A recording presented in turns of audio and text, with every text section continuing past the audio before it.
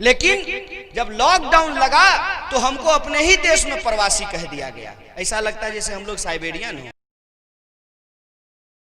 जनगण मन यात्रा के दौरान हम लोग यहाँ आए थे और मैं आपको बधाई देना चाहता हूं कि आप उस वक्त जो हमारा साथ दिए थे, ये उसी का असर है कि इस बार बिहार विधानसभा का चुनाव जात पात पर नहीं, धर्म के झगड़े पे नहीं, रोजगार और विकास के सवाल पर हो रहा है। आप याद कीजिए उस स्पीच को, आप याद कीजिए उस संवाद को, उस भाषण को, कि उसमें हम लोग क्या बात कर रहे थे। मुद्दा जरूर भारत के संविधान से जुड़ा हुआ था, लेकिन हमारा पूरा का पूरा विमर्श जय जवान, जय किसान और जय संविधान के दायरे में था, उसके इर्द गिर्द था। उस सभा में भी हमने पलायन के सवाल को मुद्दा बनाया था। कल मैं छपरा में था तो वहां पे हम लोग भिखारी ठाकुर की चर्चा कर रहे थे। भिखारी ठाकुर का एक लाइन है कि नौवा कमाई लोर चुआई बबुआ जयहन देश के ओर। हम बोले भिखारी जी लिख करके चले गए, लेकिन पलायन की समस्या नहीं रुकी। साल दर साल चुनाव होते रहते हैं, आप किसी न किसी को अपना वोट देते हैं, कोई जीतता है कोई हारता है, लेकिन जो आपका बुनियादी सवाल है उसको इस देश के राजनीतिक विमर्श से गायब कर दिया गया था। मैं ये गारंटी नहीं कर रहा हूं कि इस बार का चुनाव इस विमर्श के आधार पर अपना अंतिम परिणाम देगा कि नहीं देगा, लेकिन इस बात की खुशी जरूर है और मैं आपको बधाई जरूर देना चाहता हूं कि आपने नौजवानों के इस सवाल का जो समर्थन किया है। बिहार के चुनाव का विमर्श इस बार रोजगार के सवाल पर केंद्रित है। और आप देखिए कि हम लोग दूसरे के अखाड़े में जाकर के, दूसरे के पाले में जाकर के कबड्डी कबड्डी नहीं कर रहे हैं।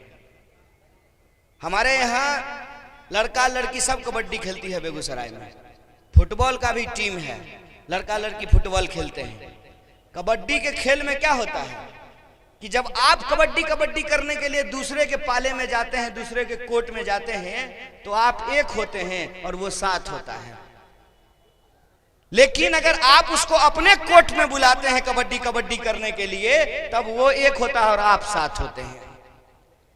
इस रणनीति में, इस लड़ाई में ये होना बहुत जरूरी था कि हम भाजपा के द्वारा उलझाए गए, फंसाए गए, भटकाए गए मुद्दों पे जवाब नहीं दे रहे हैं, बल्कि हमारे द्वारा उठाए गए मुद्दे पे उनको जवाब देना पड़ रहा है।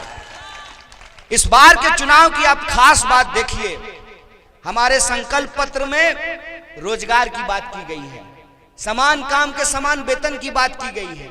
हमारे संकल्प पत्र में सिर्फ नौजवानों की बात नहीं की गई है, समावेशी है हमारा संकल्प पत्र। हम वृद्धा पेंशन को भी 400 से बढ़ा करके 1000 रुपया करने की बात कर रहे हैं। और सिर्फ अस्थाई नौकरी की चर्चा नहीं कर रहे हैं, जो नियोजित शिक्षक हैं उनको भी अस्थाई करने की बात कर रहे हैं, जो अतिथि शिक्षक हैं उनको भी अस्थाई करने की बात कर रहे हैं। और हमारा पूरा फोकस इस बात पर है कि आखिर क्यों पढ़ने के लिए बाहर जाना है, नौकरी करने के लिए बाहर जाना है, इलाज कराने के लिए बाहर जाना है। नया नया ब्याह होता है तो लोग घूमने के लिए भी बाहर ही जाता है। कोई हिमाचल का आदमी आपको उमगांव में घूमते हुए मिला है? कोई बंबई का आदमी आपको उमगांव में घूमते हुए मिला है? कोई सरदार जी आपको मिला है कि आपके खेत में धान काट रहा हो, आपके पोखर में मछली पकड़ रहा हो? आखिर क्यों? कि हमको घूमने के लिए मनाली ही जाना है, कोई मधुबनी भी आए हम उसको पान खिलाएं, मखान खिलाएं, उसको जो है मिथिला का टोपी पहनाएं, पाग पहनाएं। ये परिस्थिति हमारे राज्य में क्यों नहीं पैदा हो पाई?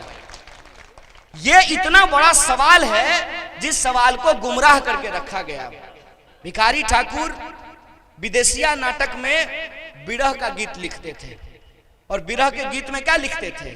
पिया गैल कलकतवा ए सजनी।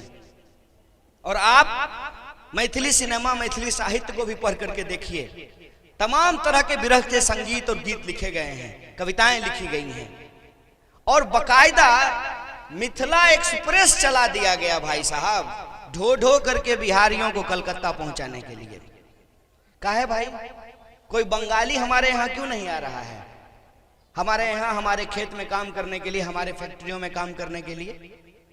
ये जो आत्मसम्मान की लड़ाई है, इस आत्मसम्मान की लड़ाई के बारे में एक बात हमको समझना पड़ेगा कि जब तक हम अपने हक और अधिकार को लेकर के सजग नहीं होंगे, जब तक हम ये नहीं याद करेंगे कि सरकार चुनने का अधिकार गिफ्ट में नहीं मिला है, happy birthday to you, gift में नहीं मिला है। देश अगर आजाद नहीं होता और देश की आजादी के लिए लोग हंसते हंसते फांसी का फंदा नहीं चूमे होते, देश का संविधान नहीं बना होता, तो हर किसी का वोट बराबर नहीं हुआ होता।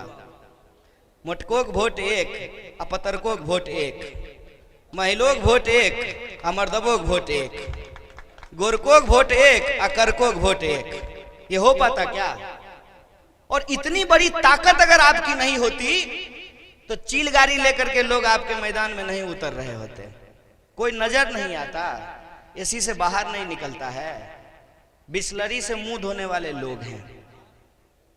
ये 5 साल में जो सीजन होता है, जो त्योहार होता है, वो इसीलिए होता है कि आज भी सरकार को चुनने का अधिकार आपके हाथ में। आप वोट से सरकार बना सकते हैं, आप वोट से सरकार गिरा सकते हैं। जब इस देश का मुस्तकबिल हमारे हाथ में है, हम तय कर सकते हैं, तो आखिर ऐसी कौन सी परिस्थिति है कि बाटा फैक्ट्री में काम करने वाले मजदूर के पैर में बाटा का जूता नहीं होता है? ऐसी कौन सी परिस्थिति है कि लॉकडाउन के दौरान हम दिल्ली में, बंबई में फैक्ट्रियों में काम करते हैं, बिल्डिंगें बनाते हैं, सड़कें बनाते हैं, कश्मीर से लेकर के कन्याकुमारी तक हर मेहनत मजदूरी का काम बिहारी करता है, लेकिन जब लॉकडाउन लगा तो हमको अपने ही देश में प्रवासी कह दिया गया। ऐसा लगता है जैसे हम लोग साइबेरियन हैं।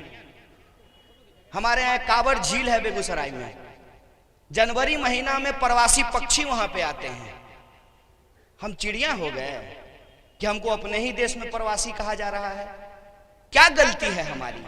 गलती यह है कि कहावत कही जाती है, घर दही तो बाहर हो दही। जब घर में दही नहीं होगा ना, तो बाहर में भी दही नहीं होता है। परिस्थिति आई, जिनका काम करते थे, जिनके लिए मेहनत मजदूरी करते थे, जिनका ठेला चलाते थे, रिक्शा चलाते थे, दुकान चला रहे थे, बिल्डिंग बना रहे थे, सड़क बना रहे थे, फैक्ट्रियों में चप्पू चला रहे थे, उनके लिए प्रवासी हो गए। कहते थे कहावत में, मरना भला विदेश में, जहां ना अपना कोई। आज परिस्थिति ऐसी हुई है कि कहा गया, मरना भला देश में, जहां हर कोई अपना होए। कम से कम कंधा देने वाला तो 4 लोग होगा ना। लाश पड़ी हुई है, कोई छूने वाला नहीं है, कोई उठाने वाला नहीं है। गरीब मजदूर को लगा कि न काम बंद हो गया है, दिहाड़ी बंद हो गई है, भूख से मर जाएंगे कि कोरोना से मर जाएंगे। कोरोना से पहले तो भूख जान ले लेगी। अगर मरना ही है तो झोला पोथा उठाया और लोग अपने बाल बच्चा को गोदी में लिए पीठ में टांगे बिहार की ओर चल पड़े। हजारों किलोमीटर चल करके, आप ही के पड़ोस का वो जिला है ना दरभंगा, जहां की एक लड़की जो है साइकिल चला करके अपने पिताजी को लेकर के आई, ज्योति को। ज्योति जब साइकिल चला करके अपने पिताजी को लेकर के आई, तब मीडिया को ज्योति का घर दिखना शुरू हुआ। अरे यहाँ हजारों लाखों ज्योति हैं, लेकिन उनके जीवन में उजाला नहीं है। और उनके जीवन में उजाला इसलिए नहीं है कि हमारे जो संसाधन हैं, उस संसाधन को कभी बेहतर बनाने का कोशिश नहीं किया गया। हमारी जो उपजाऊ जमीन है, कभी उसके लिए जल का प्रबंधन नहीं किया गया। जब एक इलाके में बाढ़ होती है तो दूसरे इलाके में सुखाड़ होती है। बताइए, एक ही साथ ये दोनों बात संभव है कि आप तो नहाए भी रहो और तो सुखले भी रहो? ऐसा हो सकता है? एक इलाके में बाढ़ और दूसरे इलाके में सुखाड़ होती है। हमारी भूमि उपजाऊ है, पंजाब और हरियाणा की भूमि से ज्यादा उपजाऊ है बिहार की भूमि, उसका कोई प्रबंधन नहीं किया गया। आप सोच करके बताइए, कोटा में पढ़ने वाला विद्यार्थी भी बिहारी, अब पढ़ाने वाला मास्टर भी बिहारी, तो कोचिंग कोटा में काहे चल रहा है भाई? दरभंगा में नहीं चल सकता है, मधुबनी में नहीं चल सकता है, रहिका में नहीं चल सकता है, खजौली में नहीं चल सकता है, हरलाखी में नहीं चल सकता है? क्या चीज की कमी है? कमी है बेसिक इंफ्रास्ट्रक्चर की।